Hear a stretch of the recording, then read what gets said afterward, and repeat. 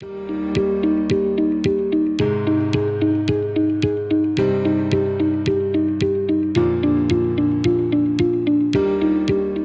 pencegahan dan pengendalian infeksi di rumah sakit dan fasilitas pelayanan kesehatan lainnya menyebutkan, fasilitas kesehatan harus memiliki program edukasi tentang etika batuk atau hygiene respirasi.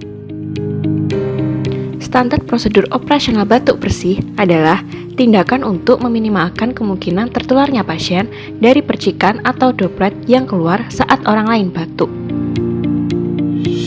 Memutuskan rantai penularan dari orang lain ke pasien atau petugas kesehatan, serta memberikan edukasi pada pasien dan pengunjung tentang pentingnya etika batuk yang benar.